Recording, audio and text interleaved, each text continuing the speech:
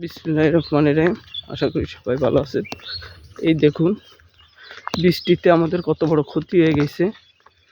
ধানগুলো একবারে মাটির সাথে মিশে গেছে। আপনাদেরকে একটু দেখাই, আপনারা দেখতে পারতেছেন। ধানের এই মাথা তো এই মাথা পর্যন্ত সব জায়গাটা পুরোটাই পানির তলে ডুবে গেছে। এখন এই পানিগুলো না কমা পর্যন্ত এই ধানগুলো কাটাও যাচ্ছে না। আর ধানগুলো না কাটতে পারলে এই ধানগুলো সব নষ্ট হয়ে যাচ্ছে, একবারে নষ্ট হয়ে যাচ্ছে।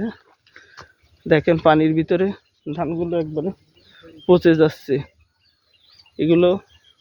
আর হঠাৎ করে এই পানির ভিতরে এই ধানগুলো পচে গেলেও ক্ষতি, কারণ এখানে অনেক প্রকারের সাদা মাছ, চিংড়ি মাছ আছে।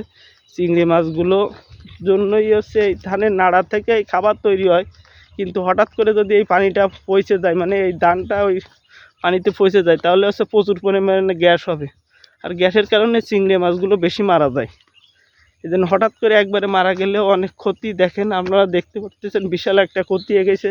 আমাদের বড় ভাইয়ের প্রায় 2 লক্ষ টাকা খরচ করছিল, কিন্তু টাকা তো অর্ধেকও উঠবে কিনা খুবই কষ্টকর। আবার কাল না পরশু দিন আসছিল ধান কাটতে, কিন্তু তারা বলে সাপে দাবড়ায় উঠেও দিছে। 2টো সাপ বলে এখান থেকে ঘুরতেছে, অনেক বড়। আমরা দেখার জন্য আসছিলাম, চেষ্টা করছিলাম, কিন্তু সাপগুলো আমাদের সামনে বাঁধেনি। তারপরেও ধানের যে পরিস্থিতি, মনে হয় তার যে ধান কাটার যে খরচটা, ওই খরচটা উৎপাদন খরচ, আর যে ধান কাটা যে খরচটা, ওই টাকাটাও উঠবে না। সে একটা বিশাল ক্ষতির মুখে পড়ে গেছে। এখন সৃষ্টিকর্তা বৃষ্টি দিবে, বৃষ্টি হবে, ঝড় হবে, এটা তো মেনেই নিতে হবে। কারণ কর্ম করতে গেলে সব কর্মে যে লাভ হবে এমন কোনো বিষয় না। কর্ম করলে কোনো কর্মে লাভ হবে, কোনো কর্মে লস হবে। সে ইনশাল্লাহ মাছ টাছ ছাড়ছে, দেখা গেলো মাছ একটা ভালো ইনকাম আসতে পারে তার। বৃষ্টির কারণে মাছগুলো পানি পাইছে, নতুন করে মাছগুলো একটু তাড়াতাড়ি গ্রোথ হবে ইনশাল্লাহ। ধানে ক্ষতি হয়েছে, সমস্যা নেই।